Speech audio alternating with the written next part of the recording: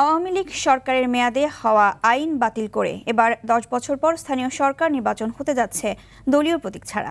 নির্বাচন বিশেষজ্ঞরা বলছেন, এই সিদ্ধান্ত গণতন্ত্র চর্চা ও নিরপেক্ষ নির্বাচনের জন্য অত্যন্ত ইতিবাচক।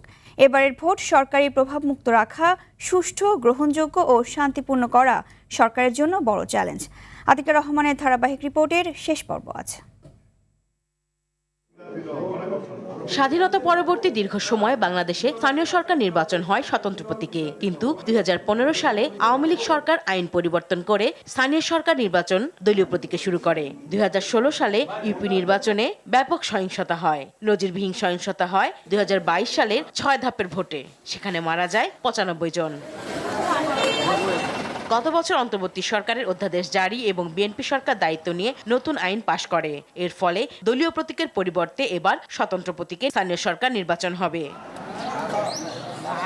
সরকারের সিদ্ধান্তকে সাধুবাদ জানিয়ে নির্বাচন বিশেষজ্ঞরা বলছেন, স্বতন্ত্র প্রতীকে নির্বাচন হলে স্থানীয় সরকার ব্যবস্থা আরও কার্যকর, জবাবদিহিতামূলক হবে। সমাজে গ্রহণযোগ্য ব্যক্তিরা ভোটের সুযোগ পাবে। দলীয় প্রতীকের নির্বাচন করা যাবে না, এই আইন পাশ করার পরই আমাদের কিছু কিছু দল এর মধ্যে প্রার্থী ঘোষণা করে দিয়েছে। কিছু দল তারা একক প্রার্থীর কথা চিন্তা করছে। তাহলে দলীয় প্রতীক ব্যবহারের সমস্যাটা কোথায়? যারা সমাজে তাদের গ্রহণযোগ্যতা আছে, তারা অনেকভাবে সমাজে অবদান রাখছেন, তারা যাতে নির্বাচিত হয়ে আসতে পারে, তারা যাতে নির্বাচন করতে পারে। বেশিরভাগ ক্ষেত্রেই যে দল ক্ষমতা থাকে তারা স্থানীয় সরকার নির্বাচনকে প্রভাবিত করার চেষ্টা করে নানাভাবে। আপনি যদিও পার্টির প্রতীক ব্যবহার করতে পারবে না, কিন্তু পিছনে কিন্তু দল থাকে, এটা ইলেকশন নেচার। বিশেষজ্ঞরা বলছেন, বিএনপি সরকারের অধীনে প্রথম নির্বাচন, তাই এটি নিরপেক্ষতা প্রমাণের জন্য বড় পরীক্ষা। বিভিন্ন দলের পরোক্ষ সমঝোতার ভোট যাতে না হয় সেদিকেও নজর রাখতে হবে। ১২ই ফেব্রুয়ারি যে জাতীয় নির্বাচন হয়েছে,